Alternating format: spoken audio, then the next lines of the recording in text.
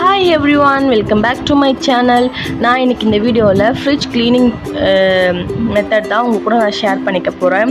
So அதுக்காக நான் என்னோடய ஃப்ரிட்ஜை வந்து க்ளீன் பண்ணுற வீடியோ எடுத்திருக்கேன். ஸோ நான் மந்த்லி என்னோடய ஃப்ரிட்ஜை வந்து ஒன்ஸ் க்ளீன் பண்ணிவிடுவேன். ஃபுல்லாக அதில் இருக்க ட்ரேஸ்லாம் வெளியே எடுத்து ரிமூவ் பண்ணிவிட்டு க்ளீன் பண்ணுவேன். ஸோ நான் எந்த மெத்தடில் க்ளீன் பண்ணுறேன்றது தான் உங்கள் கூட நான் இன்றைக்கி ஷேர் பண்ணிக்க போகிறேன். அது ரொம்பவே ஈஸியான மெத்தட். ஸோ அந்த மாதிரி க்ளீன் பண்ணுறது எப்படி இருக்கும்னா, நம்மளுக்கு 1 மந்த்துக்கு மேலே கூட நம்மளுக்கு டஸ்ட் ஆகாது. இப்போ நான் என்னோடய ஃப்ரிட்ஜ் ரொம்ப நாள் க்ளீன் பண்ணேன். ஸோ டஸ்ட் ஆகிடுச்சு, இப்போ க்ளீன் பண்ணுறேன். வாங்க எப்படின்னு பார்க்கலாம். பார்த்தீங்கன்னா என்னோடய ஃப்ரிட்ஜ் வந்து நான் ஆஃப் பண்ணல, ஆனில் தான் இருக்குது. ஸோ என்னோடய ஃப்ரிட்ஜை வந்து நான் ஆஃப் பண்ணிவிட்டு ப்ளக் பாயிண்ட்டை நான் கழட்டிக்கிறேன். ப்ளக் பாயிண்ட்டை கழட்டிக்கிட்டு அப்புறம் என்னோடய ஸ்டெப்லைசர் இருக்குது, ஸ்டெப்லைசரில் இருக்க ப்ளக் பாயிண்ட்டையும் நான் கழட்டிக்க போகிறேன். என்னோடய ஃப்ரிட்ஜ் மேலே வந்து நான் ஓவராக டம்ப் பண்ண மாட்டேன். ஸோ என்னோடய ஃப்ரிட்ஜ் வந்து பார்க்க சிம்பிளாக தான் இருக்கும். மேலே வந்து ரொம்ப ஒரு அட்ராக்டிவாலாம் இருக்காது. வெறும் ஒரு காட்டன் டவல் போட்டு மேலே இது பண்ணியிருப்பேன். அப்புறம் அந்த காட்டன் டவலை கூட நான் எடுத்துகிட்டு வாஷ் பண்ணிப்பேன். ஸோ பாருங்கள் எந்த அளவுக்கு டஸ்ட்டாக இருக்குதுன்னு சொல்லிட்டு. இது வந்து ரொம்ப நாள் ஒரு 1.5 மந்த்துக்கு மேலே ஆச்சு என்னோடய ஃப்ரிட்ஜ் நான் க்ளீன் பண்ணி.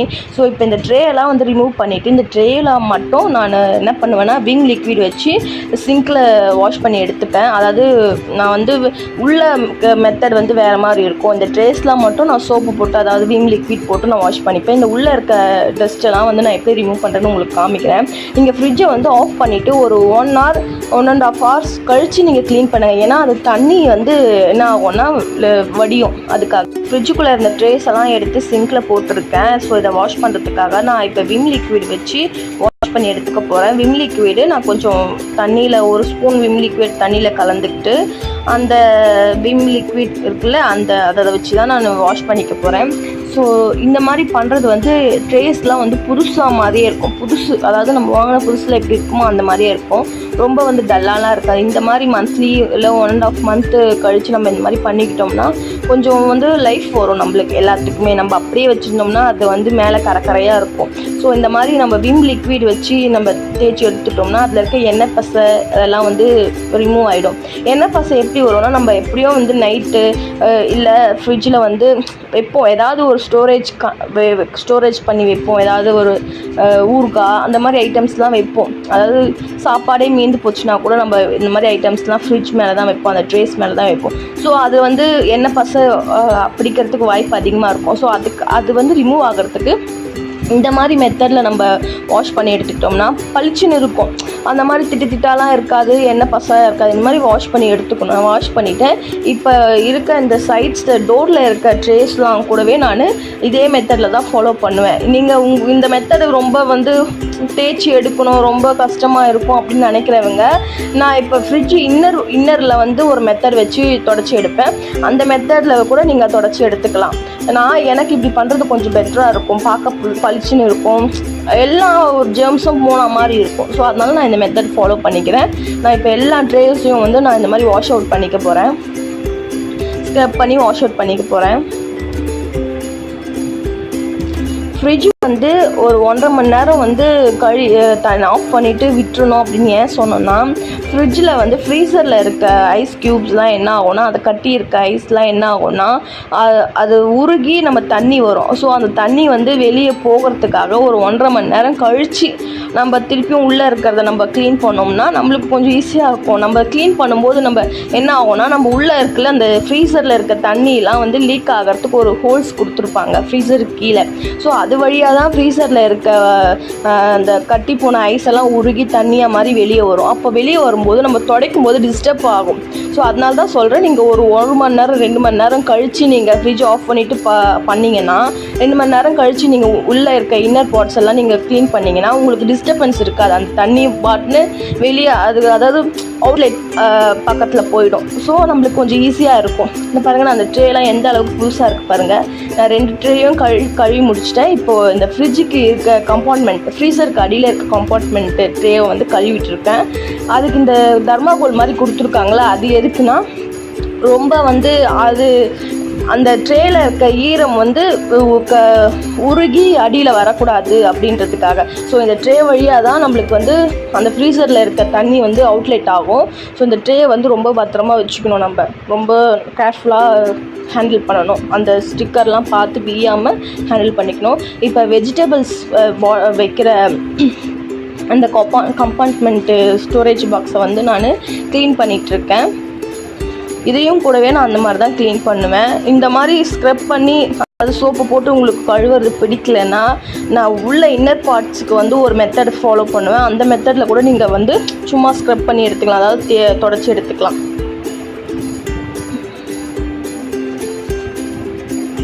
இப்போ ஃபுல்லாக நான் தேய்ச்சிட்டேன். இப்போ நான் வாஷ் பண்ணிவிட்டு இது எல்லாமே கொஞ்சம் நேரம் காய வச்சுருவேன், ட்ரை பண்ணிவிட்டு அதுக்கப்புறம் ஃப்ரிட்ஜு உள்ள இன்னர்லாம் தொடச்சதுக்கப்புறம் தான் எடுத்து ஸ்டோரேஜ் பண்ணி வைப்பேன். நான் அது அப்புறமா காமிக்கிறேன் உங்கள்கிட்ட. தண்ணி வடியணும், அப்போ தான் நல்லாயிருக்கும். ஃபுல்லாக தழுவிட்டேன். நான் ஃப்ரிட்ஜோட இன்னர் பார்ட்ஸை க்ளீன் பண்ணுறதுக்காக என்னென்ன ஐட்டம்ஸ் எடுத்திருக்கேன் பாருங்கள். ஒரு லெமன், அப்புறம் வந்து பேக்கிங் சோடா. லெமனும் பேக்கிங் சோடாவும் வந்து ரொம்பவே நல்லா பளிச்சுன்னு வந்து க்ளீனாக்கி தரும். ஸோ லெமனை வந்து நல்லா நான் கட் பண்ணிவிட்டு ஸ்க்யூஸ் பண்ணிக்கிறேன். இந்த மாதிரி ஒரு டப்பாவோ இல்லை உங்கள் வீட்டில் எந்த கண்டெய்னர் இருக்கோ அதில் நீங்கள் ஸ்க்யூஸ் பண்ணி எடுத்துக்கலாம். நல்லா பிழிஞ்சு எடுத்துக்கணும் லெமனை. அந்த லெமன் பிழிஞ்ச சாறு இருக்குல்ல, அந்த சாறில் வந்து 1 கிளாஸ் தண்ணி ஊற்றிக்கிட்டு அப்புறம் 1 டேபிள் ஸ்பூன் பேக்கிங் சோடா போடணும். அந்த பேக்கிங் சோடா போட்டிங்கன்னா நல்லா வந்து என்ன ஆகும்னா, சோடா பாட்டில் ஓப்பன் பண்ணால் எப்படி இருக்கும், பீர் பாட்டில் ஓப்பன் பண்ணால் அந்த மாதிரி பொங்கி வரும். அப்போ வந்து நம்மளுக்கு நல்லா இன்னும் நல்லா க்ளீனாக க்ளீன் பண்ணிடலாம். ஸோ இந்த மாதிரி பேக்கிங் சோடா வந்து நான் போட்டுக்கிறேன். இதை வந்து இப்போ இதை வச்சு தான் நான் உள்ள இன்னர் பார்ட்ஸ் எல்லாமே நான் க்ளீன் பண்ணிக்க போகிறேன். நல்லா கலக்கி விட்டிங்கன்னா நுர மாதிரி வருது பார்த்தீங்களா, இந்த மாதிரி வரணும். வந்ததுக்கப்புறம் நம்ம வச்சு க்ளீன் பண்ணிக்கலாம். நான் என்னோடய ஃப்ரிட்ஜோட இன்னர் பார்ட்ஸில் வந்து க்ளீன் பண்ணுறதுக்காக இந்த மாதிரி ஒரு ட்ரை கிளாத் எடுத்திருக்கேன். ட்ரை கிளாத் எதுக்குன்னா, ஃபஸ்ட்டு அது உள்ளே இருக்க டஸ்ட் எல்லாத்தையுமே ரிமூவ் பண்ணிக்கணும். அதாவது அந்த கரை எல்லாமே நம்ம இந்த மாதிரி ட்ரை காஞ்ச துணி வச்சு தொடச்சி எடுத்துக்கணும். அதுக்கப்புறம் நம்ம ப்ரிப்பேர் பண்ணி வச்சுருக்க Lime and baking soda liquid இருக்குல்ல, அதை வச்சு இன்னொரு தடவை வந்து ஃபுல்லாக தொடச்சி எடுத்துக்கிட்டு அதுக்கப்புறம் தண்ணி வச்சு தொடச்சி எடுத்தோம்னா பார்க்கவே பளிச்சுன்னு இருக்கும். ஸோ நான் இப்போ இந்த மெத்தட் தான் யூஸ் பண்ணிகிட்டு இருக்கேன். இது வந்து ரொம்பவே ஈஸியான மெத்தடாகவும் இருக்குது. பார்க்க வந்து ஃப்ரிட்ஜ் வந்து நல்லா பளிச்சுன்னு இருக்குது, ஓடர் ஃப்ரீயாக இருக்குது, அதாவது எந்த ஒரு துர்நாற்றமும் இல்லாமல் இருக்குது இந்த மாதிரி மெத்தட் நான் ட்ரை பண்ணுறதுல. ஸோ இப்போ எல்லாமே தொடச்சி எடுத்துக்கிட்டேன்.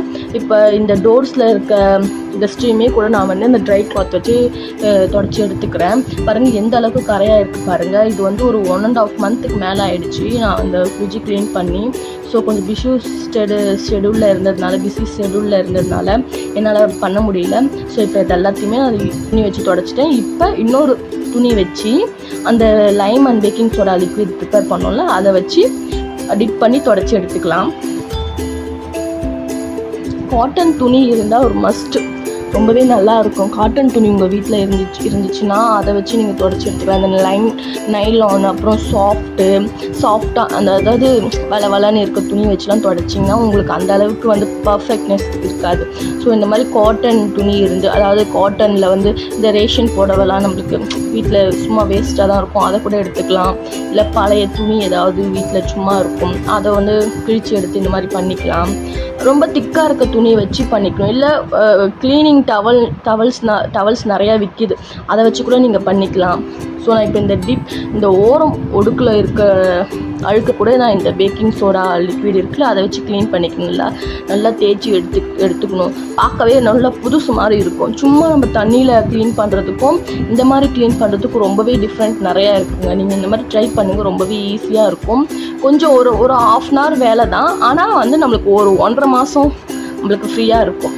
அதனால சொல்கிறேன், நம்ம அடிக்கடி ஃப்ரிட்ஜ் க்ளீன் பண்ணுறோன்ற அவசியம் இல்லைல்ல. ஸோ இப்போ இந்த டோரில் இருக்க டஸ்ட்டையுமே நான் இந்த மாதிரி அந்த லிக்விட் வச்சு க்ளீன் பண்ணிக்கிறேன். சிலர் வந்து அதுக்குன்னே தனியாக லிக்விட் விற்கிது கடையில். ஸோ மணி வந்து எக்ஸ்பென்சிவ், நம்ம வேஸ்ட் பண்ணி வாங்க தேவையில்லைன்றது என்னோடய சஜஷன். ஸோ உங்களுக்கு அதை வச்சு க்ளீன் பண்ணால் நல்லா இருக்குன்னு நினைக்கிறவங்க அதை வச்சே க்ளீன் பண்ணிக்கலாம். ஸோ ஃப்ரிட்ஜுக்கு மேலே கூட நிறைய டஸ்ட் இருக்குது. ஸோ இதையுமே நான் வந்து இந்த லைம் லிக்விட் இருக்குல்ல, அதை வச்சு நான் க்ளீன் பண்ணிக்க போகிறேன். மேலே இருக்க எல்லாத்தையுமே நல்லா அழகாக க்ளீன் பண்ணிக்கிட்டு சைட்ஸில் இருக்கிறதையும் க்ளீன் பண்ணிக்கிறேன். உள்ளே அந்த இடுக்குலலாம் நல்லா கரை இருக்கும், அதையுமே நல்லா வச்சு க்ளீன் பண்ணிக்குவோம். அதை ரிமூவ் பண்ணிவிட்டு கூட பண்ணலாம். பட் ஏன்னா என்னோடய ஹஸ்பண்ட் வந்து ரிமூவ் பண்ணாதன்னு சொல்லிட்டார், எதுக்கு பண்ணாத அப்படின்ட்டார். நான் வந்து ஃப்ரிட்ஜுக்கு மேலே எல்லாத்தையுமே தொடச்சிட்டு இப்போ டோர் க்ளீன் பண்ண போகிறேன். டோரையும் இந்த மாதிரி அந்த லைம் லிக்விட் வச்சு தொடச்சிக்க போகிறேன். ஃப்ரிட்ஜோட டோரை க்ளீன் பண்ணும்போது ரொம்ப கவனிக்க வேண்டிய விஷயம் என்னென்னு பார்த்தீங்கன்னா, ஃப்ரிட்ஜோட கைப்பிடி ஹேண்டில் தான் நீங்கள் ரொம்ப கவனித்து துடைக்கணும். ஏன்னா அந்த இடத்துல வந்து ரொம்பவே பசத்தன்மை அதிகமாக இருக்கும். நம்ம வந்து கை வச்சு தான் துடைப்போம் அந்த இடத்துல. ஸோ அதனால் நம்ம கையில் இருக்க ஆயிலில் கூட அதில் பசத்தன்மையாக ஒட்டிக்கும். அதனால சொல்கிறேன். நான் வந்து Lime and baking soda liquid வச்சு ஃப்ரிட்ஜை தொடச்சி எடுத்துட்டேன். இப்போ வந்து வெறும் பச்சை தண்ணி வச்சு துடைக்க போகிறேன். அதுக்காக ஒரு துணியை எடுத்து துணியை டிப் பண்ணி உள்ள ஃப்ரிட்ஜில் இருக்க இன்னர் பார்ட்ஸ் எல்லாத்தையுமே நான் தொடச்சி எடுத்துக்க போகிறேன். இப்போ பார்த்தீங்கன்னா தண்ணியில் டிப் பண்ணி பிழிஞ்சு வச்சுருக்க இந்த துணியை வச்சு துடைக்க போகிறேன். ஃப்ரிட்ஜு இன்னர் பார்ட்ஸ் எல்லாத்தையுமே தொடச்சிக்க போகிறேன். அதாவது டோரு, அப்புறம் வந்து ஃப்ரிட்ஜுக்கு அந்த ட்ரேஸ் வைக்கிற இடம்லாம் இருக்குல்ல, அந்த இடத்தெல்லாம் நல்லா தொடச்சிக்க போகிறேன். நான் வந்து ஃப்ரீசர் கம்பார்ட்மெண்ட் மட்டும் இந்த துணி உள்ள அந்த லைம் அண்ட் பேக்கிங் சோடா வச்சு துடைக்கல. ஏன்னா அது வந்து அந்தளவுக்கு டஸ்ட் ஆகாது. ஸோ வந்து நான் அதை வச்சு துடைக்கல. ஏன்னா ஈரமாக இருக்கும் அந்த இடம்.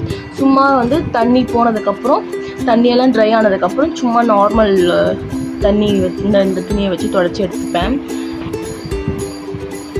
இப்போ பாருங்கள், என் ஃப்ரிட்ஜ் எந்த அளவுக்கு வந்து புதுசு மாதிரியே இருக்குது, பார்த்தாலே தெரியும். ஸோ இப்போ நான் வந்து டோர் இன்னர் பார்ட்ஸ் எல்லாத்தையுமே நான் தொடச்சி எடுத்துக்க போகிறேன். அந்த நான் சொன்னல அந்த ரப்பர் மாதிரி வருது பார்த்தீங்களா, அதையுமே கூட ரிமூவ் பண்ணிவிட்டு நீங்கள் வாஷ் பண்ணிக்கலாம். அதை வாஷ் பண்ணிவிட்டு நல்லா காய வச்சதுக்கப்புறம் நீங்கள் ஃபிட் பண்ணிக்கலாம். பட் ஆனால் என் வீட்டுக்காரர் என்னத்துக்கு வேணாம், ஃப்ரிட்ஜ் இப்போ தான் வாங்கணும், ஏதாவது பண்ணி விட்டுறாத, அதனால பயந்து என்னை கழட்ட வேணான்னு சொல்லிட்டாரு. நானும் அதே மாதிரி கழட்டாமையே தொடச்சிக்கிறேன், மேலேயும் நல்லா தொடச்சிக்கிறேன். இப்போ வந்து ஸ்டெபிளைசர் மேலே இருக்க டஸ்ட்டையும் இந்த மாதிரி துணி வச்சு தொடச்சிக்கிறேன். எப்போவுமே நீங்கள் ஃப்ரிட்ஜ் வாங்கினீங்கன்னா கூடவே ஒரு ஸ்டெபிளைசரும் சேர்த்து வாங்குங்க. சிலர் வந்து ஸ்டெபிளைசர் இருக்குது இன்பில்டு அப்படின்னு சொல்லுவாங்க. ஆனால் எவ்வளோ தான் இன்பில்டான ஃப்ரிட்ஜாக இருந்தால் கூட நம்ம ஃப்ரிட்ஜோட மேல் பாகத்தில் ஒரு ஸ்டெபிளைசர் வைக்கணும். அப்போ தான் நம்மளுக்கு ஃப்ரிட்ஜ் வந்து லைஃப் வரும். ஸோ எப்பவுமே வாங்கும்போது இதை ஃபாலோ பண்ணிக்கோங்க. இங்கே பாருங்கள், நான் ஃப்ரிட்ஜோட மேல் பகுதி, கீழ்ப்பகுதி, சைட்ஸ் எல்லாத்தையுமே நான் வந்து க்ளீன் பண்ணிட்டேன். பார்த்தாலே ஸ்டெபிளைசர் க்ளீனாக இருக்குது. நான் வந்து வெளியே எடுத்து வாஷ் பண்ணி காய வச்சுருந்தேன்ல, அந்த ட்ரேஸ் எல்லாத்தையுமே நான் வந்து ஃப்ரிட்ஜில் வந்து உள்ள எந்தெந்த இடத்துல எது இருந்ததோ அதை வந்து ஃபிட் பண்ணிக்கிறேன். ஸோ உங்களுக்கு நீங்கள் வெளியே எடுத்து என்னால் வந்து கழுவி காய வச்சு இது ரொம்ப ஒரு வேளைக்கு 2 வேலையாக இருக்குதுன்னு நினைக்கிறவங்களா இருந்தீங்கன்னா, நான் மெத்தட் இந்த லைம் அண்ட் பேக்கிங் சோடா வச்சு ப்ரிப்பேர் பண்ண லிக்விட் வச்சு கூட நீங்கள் அந்த ட்ரேஸ் எல்லாத்தையுமே தொடச்சி எடுத்துக்கலாம். ஸோ உங்களுக்கு கொஞ்சம் ஈஸியாக இருக்கும்.